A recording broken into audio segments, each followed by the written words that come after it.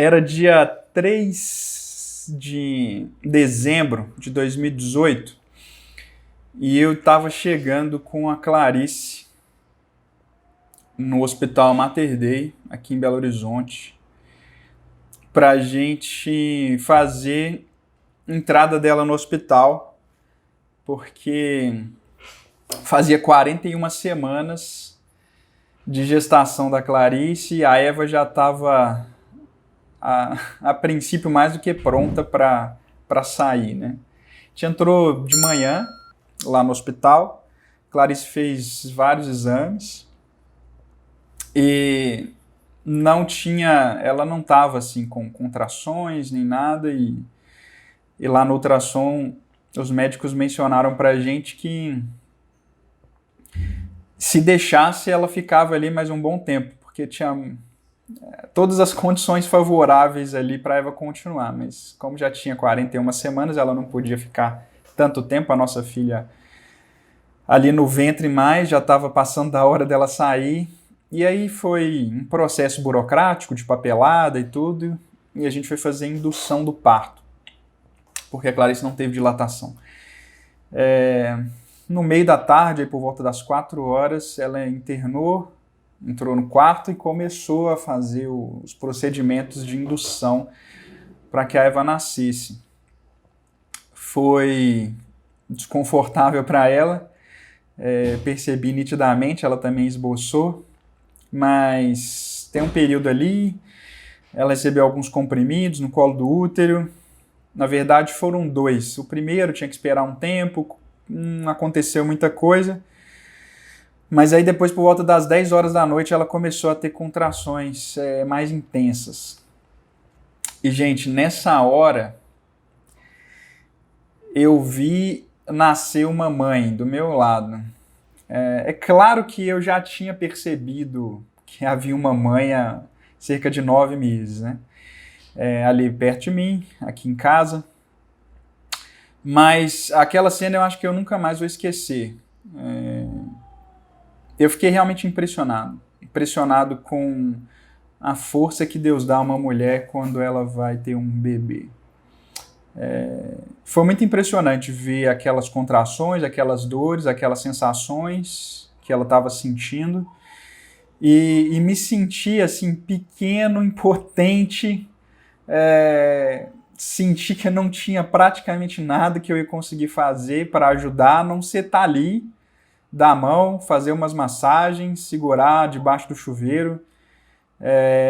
Isso se estendeu por boa parte da noite, até o meio da madrugada, quando ela estava exaurida já, sem forças, assim, porque eu descobri naquele momento ali que as contrações por indução, elas são muito parecidas com as contrações que acontecem com a mãe, assim, bem perto do nascimento do bebê. E a Clarice não teve nada de dilatação. Então ela estava começando a ter processo de dilatação com as contrações como se ela tivesse já no limite para ganhar o bebê. Então foi bem pesado para ela. Eu fiquei admirado, tendo a certeza de que eu não ia ter condição de fazer 10% do que ela estava fazendo ali. E impressionado com Deus, impressionado com ela. Vi nascer uma mãe, fiquei pensando na minha mãe quando eu estava nascendo, minha irmã quando estava nascendo, e em várias mães. Como é impressionante essa experiência de dar à luz, né? Como é impressionante esse momento onde uma mãe nasce. Não é só uma criança que nasce, mas uma mãe nasce. E eu tentando nascer como pai ali, mas muito impressionado, muito admirado com aquela força, né? A Clarice depois, ela segurou o máximo que ela conseguiu, depois ela recebeu anestesia.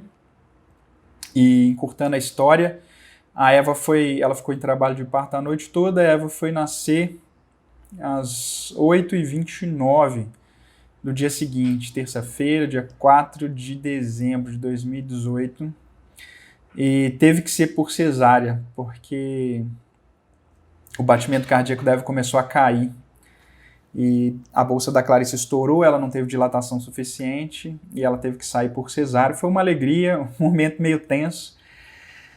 Na hora que ela teve que ser levada às pressas, lá para a sala de cirurgia quando percebeu essa queda nos batimentos cardíacos da Eva, mas graças a Deus ela nasceu bem, saudável, e eu fiquei realmente muito impressionado com a maternidade. E, obviamente a maternidade que eu estava assistindo ali, que era a maternidade da Clarice. Mãe, é difícil de escrever e fácil de sentir falta. Principalmente nesses dias tão intensos de isolamento e tantas perdas, quem que não se lembra daquela bronca enquanto ela tratava do ralado evitável que nós ganhamos por desobedecê-la? Padecendo no paraíso, mãe começa sua luta abrindo mão do mundo para oferecer vida a alguém que ela ainda nem conhece, mas ama sem limites. Desviando os olhos dos tristes exemplos de mães, entre aspas, desertoras, que nos assustam nos noticiários hora ou outra, a gente está começando hoje uma série nova, que tem o propósito de nos voltar para reflexões breves sobre a visão bíblica da maternidade em algumas personagens, né? Diante de inúmeras funções atribuídas e vividas pelas mulheres na Bíblia, nada se compara à sublimidade da sua função de mãe. Tão fundamental, gente, que daí deriva a própria existência da humanidade. Isso é uma série para mães, para filhos e para filhas. E convite é para você sentir a vontade. Espero que essas reflexões que a gente vai fazer durante esse mês de maio façam diferença para você como mãe, para você como filho, para você como filha, para quem tem saudade da sua mãezinha por inúmeros motivos, ou porque ela não está aqui mais, ou porque esse contexto que a gente está vivendo exige que você não consiga estar tão próximo quanto gostaria. Mas eu espero que essas reflexões nos ajudem a compreender um pouquinho melhor essa figura extraordinária que faz parte da nossa vida e que faz parte da história da humanidade desde o início.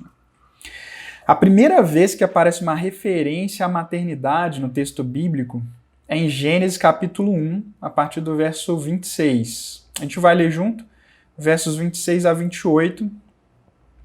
E o texto bíblico diz assim: Também disse Deus, façamos o homem à nossa imagem, conforme a nossa semelhança, tenha ele domínio sobre os peixes do mar, sobre as aves dos céus, sobre os animais domésticos, sobre toda a terra e sobre todos os répteis que rastejam pela terra. Criou Deus, pois, o homem à sua imagem de Deus o criou. Homem e mulher os criou. E Deus abençoou e lhes disse, sede fecundos, multiplicai-vos, enchei a terra e sujeitai-a, dominai sobre os peixes do mar, sobre as aves dos céus e sobre todo animal que rasteja pela terra. Embora não apareça ainda o termo mãe, como vocês devem ter notado na leitura, esse chamado para que esse primeiro casal, né, eles fossem fecundos e multiplicassem-se, implica, obviamente, na necessidade de geração de filhos. Então, essa é uma alusão da presença, né, dessa realidade. No entanto, antes de ser mãe, ela é mulher. Esse ser que aparece aqui, fêmea, né? No verso 27, em algumas versões, aqui na minha versão fala homem e mulher os criou, o ser humano, a sua imagem. Antes de ser mãe, ela é mulher. A definição identitária e sexual da mulher está atrelada à imagem de Deus, não à procriação. Esse é um ponto bem importante da gente salientar antes de tudo. Ela é criada como um reflexo do eterno e ponto. Depois que é adicionada uma bênção, a de gerar vida. Logo, gente, a sexualidade da mulher não está subordinada à procriação, mas especialmente ao seu aspecto salvífico. Eu acho que eu me tornei mais mulher ainda sendo mãe, porque a gente aprende a dividir amor, a gente aprende a superar os nossos limites também. Então eu acho que faz com que a gente seja melhores mulheres, sem dúvida nenhuma, né? Afetou de forma positiva, me trouxe sentido, me trouxe razão para muitas coisas, me transformou. Machucou um pouquinho no início, mas agora deixou mais forte.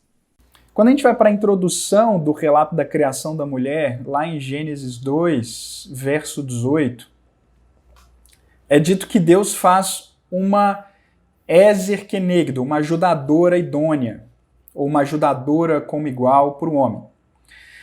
Como já dito em outras vezes, a gente já falou disso daqui em algumas oportunidades, apesar de na nossa cultura ajudador ser um termo um tanto às vezes quanto pejorativo, que indica um trabalho subalterno, menos valorizado, e nós não tenhamos esse termo com tanta estima aqui na nossa língua portuguesa, e na mentalidade ocidental em geral, na Bíblia o termo possui um outro sentido. Se você precisa de ajuda é porque não consegue se safar sozinho, porque o outro precisa lhe salvar.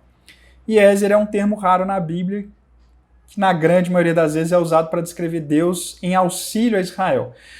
Ou seja, assim como Deus é ajudador de Israel, a mulher é ajudadora da humanidade. Essa é a figura central da mulher e a identificação dela como imagem de Deus, né? Em contraste com outros relatos criativos mitológicos do Antigo Oriente Médio, Gênesis 2 não ancora a identidade da mulher em sua sexualidade à procriação. Ela e o homem são um, ou seja, eles se unem sexualmente e possuem uma vida a dois, independente da geração de filhos. Isso é bem importante.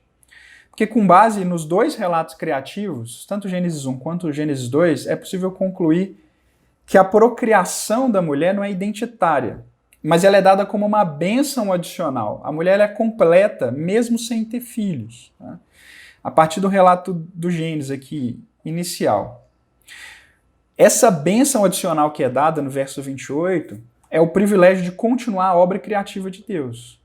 Ela faz parte, mas não é o todo da imitação de Deus.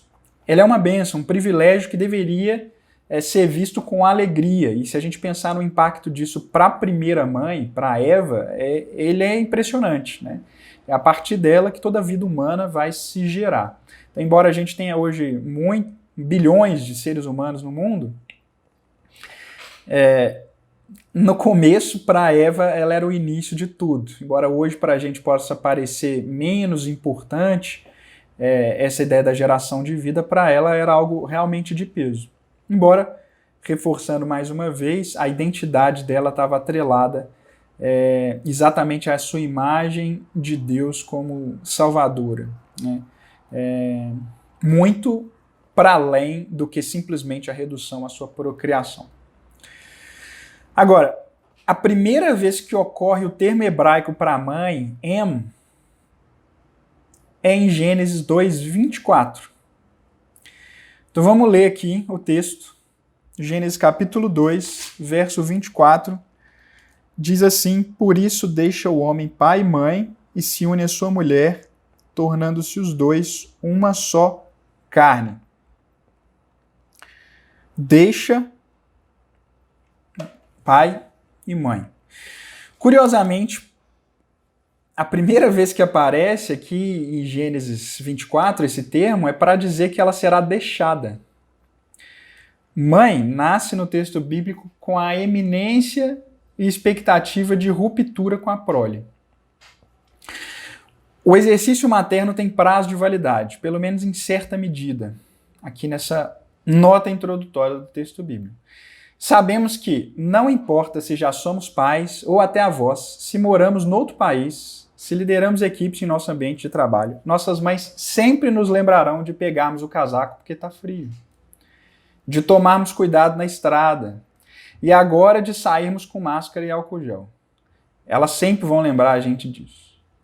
Porém, o protagonismo desse cuidado, à medida que a criança nasce, até chegar a um ponto onde ela seguirá o seu caminho, esse protagonismo vai diminuir.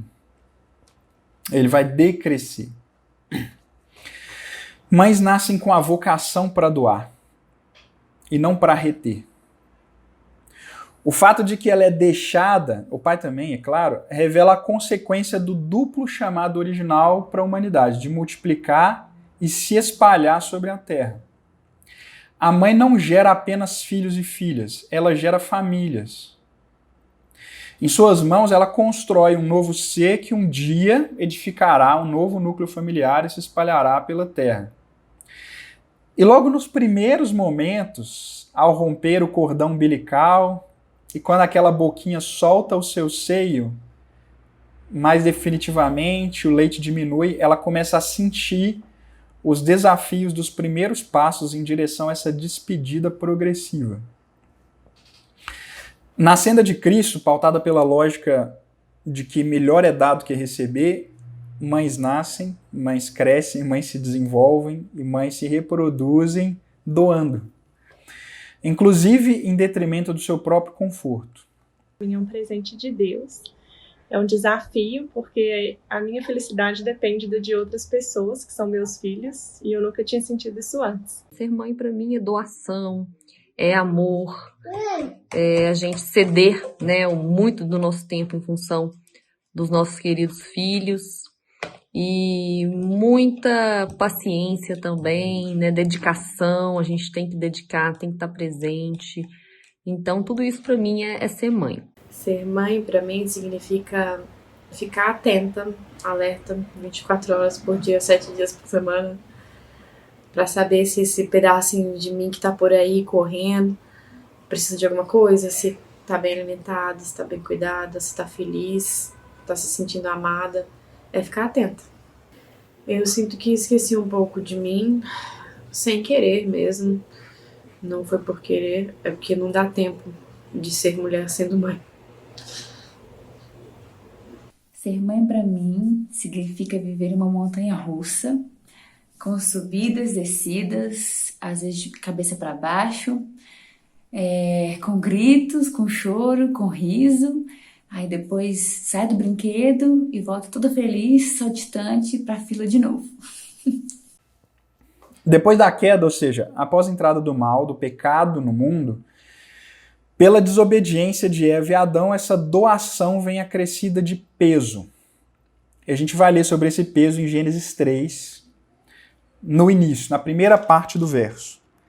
Gênesis 3, verso 16, o início do texto diz assim: E a mulher disse, fala de Deus, multiplicarei sobremodo os sofrimentos da tua gravidez, em meio de dores darás à luz filhos. As expressões para sofrimento e dor na gravidez e para dar à luz, que aparecem no verso que a gente leu, estão relacionados com a raiz atzab, que além de dor e angústia, transmite também a ideia de trabalho duro. Não é por acaso que quando as contrações intensificam, nós dizemos que a grávida entrou em trabalho de parto. Literalmente, no texto hebraico, a ideia é de trabalho mesmo. O teólogo Richard Davidson aponta que há um anúncio de mudança de condições, porque antes do pecado não havia dor, nem angústia e nem trabalho árduo no processo de geração de vida. Isso significa que o que está acontecendo aqui é um juízo sobre a humanidade. O homem também vai ouvir as consequências que o atingirão, a gente só leu a parte aqui da mulher, e especificamente na questão da geração de filhos.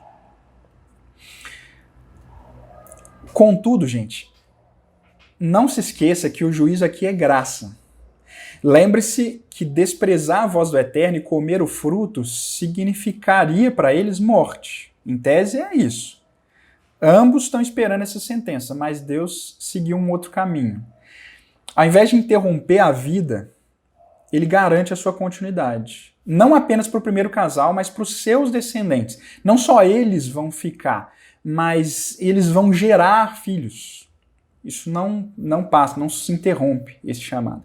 Aliás, mais que permitir eles viverem e os seus descendentes, a promessa de que o descendente da mulher destruiria a serpente, que está lá no verso 15 anterior, a gente não leu, traz a esperança de renovação daquela era maculada agora pelo pecado. Aí vamos descer um pouquinho agora para Gênesis 3:20.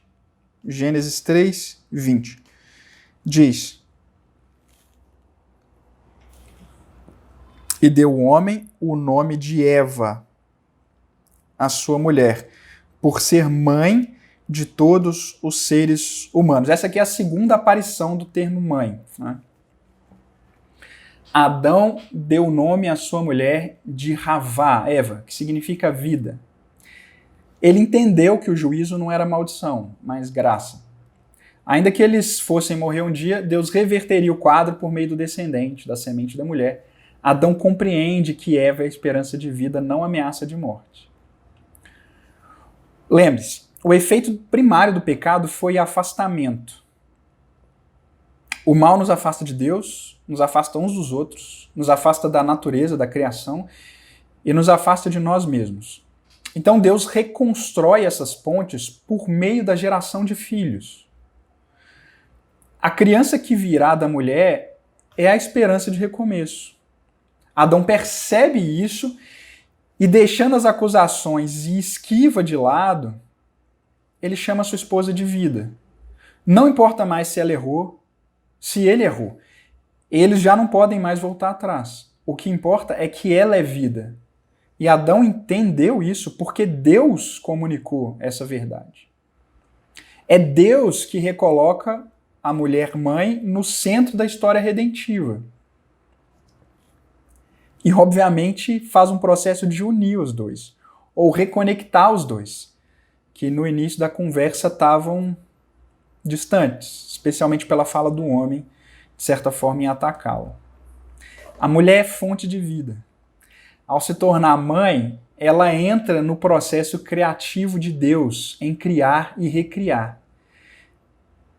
E nesse processo, Deus executa a redenção da humanidade, como também a redenção do casal. Porque através da geração de filhos, é através de um menino que todo o recomeço vai acontecer. Os que se afastaram por causa do pecado voltaram agora a olhar um para o outro. A intimidade deles era o caminho para a chegada de outra vida. Olha que interessante, porque o Criador reajusta o olhar de Adão para relembrar que Eva era a mais bela imagem de Deus na Terra e a mais próxima do seu caráter como Criador e Redentor. Adão estava começando a ter uma visão deturpada de Eva no diálogo com Deus. E Deus, na transformação desse diálogo, no decorrer desse diálogo, calibra o olhar de Adão para que ele passe a vê-lo nela. Ou seja, ela agora era a representação de vida.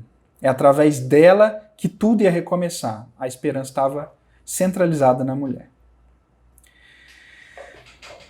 Você já teve aquela experiência de admirar uma grávida com a sensação de que está diante de uma visão divina? Você já reparou na sublimidade e delicadeza, no milagre vivo, que é contemplar uma mulher em gestação? Pois é, sem dizer uma palavra, a mãe com seu bebê no ventre nos oferece um vislumbre do eterno, em seu ato mais extraordinário, que é o de criar e recriar a vida. Agora, quem tem filhos sabe o quanto a vida muda após eles chegarem. Inclusive, especialmente na relação do casal. Mas eu tenho refletido o quanto essa vida insana e atribulada que a gente vive pode nos fazer perder o cerne da experiência que Deus nos proporciona como família. Eu quero me dirigir especialmente aos homens que são pais agora. Irmão, você tem aproveitado ao máximo a oportunidade de aprender mais sobre Deus ao olhar para a mãe dos seus filhos? A criança que vocês geraram tem sido culpada por um distanciamento entre vocês ou tem sido honrada como uma mediadora divina para te conectar ainda mais à esposa que o pai lhe deu? Você está com a visão de Adão no começo ou com a visão de Adão depois da fala de Deus? Como pais, será que nós temos aprendido a essência da doação que transborda da mãe que ele colocou no nosso lado? Aprendido no sentido prático? Será que a gente está exercitando isso como a gente deveria, poderia imitá-las, nessa imitação que elas fazem de Deus? Pai, seu conceito sobre ela é formado com base nos erros que a sua esposa cometeu no passado ou na visão que Deus tem sobre ela, independente das suas falhas? Irmão, nós precisamos abrir os nossos olhos, assumir as nossas omissões e honrá-las como Deus faz. Bem, quando a gente chega no capítulo 4 de Gênesis, a primeira mãe tem o primeiro filho, Caim. O texto diz assim, início de Gênesis 4. Coabitou o homem com Eva, sua mulher. Ela concebeu e deu à luz a Caim. Então disse, adquiri um varão com o auxílio do Senhor. A expressão de alegria dessa mãe aqui pelo nascimento da criança revela o anseio para que ele fosse o libertador, o Messias. A tragédia que se segue, quando este filho mais velho tira a vida do seu filho mais novo, mostra que as dores, angústias, o trabalho árduo se estenderiam na sua vida e de todas as mães muito além do parto. Agora, o capítulo 4 termina com o nascimento de Sete, o terceiro filho de Eva. Após perder um filho morto e outro fugido, Deus recoloca a esperança de vida na história dessa mãe. A raiz hebraica para Sete, que é Shit, está relacionada com a ideia de colocar, estabelecer, fixar e constituir. Ela fala disso nos últimos versos do capítulo 4 de Gênesis, que Sete foi colocado no lugar de Abel. Essa raiz aparece pela primeira vez em Gênesis 3, verso 15, quando o Criador prometeu colocar inimizade entre a serpente e a mulher. Sete foi posto por Deus em lugar de Abel. O Criador da vida tem os seus meios de preencher a vida de vida que só Ele pode dar. O vazio da mãe que sofre, o vazio que atinge todo aquele que sofre, Deus tem capacidade de preencher. Especialmente aqui, no caso dessa mãe. Não tem como falar disso e não lembrar de que nessa terça-feira, nessa última terça, dia 4 de maio, todos ficamos estarrecidos com a tragédia em Saudade, Santa Catarina.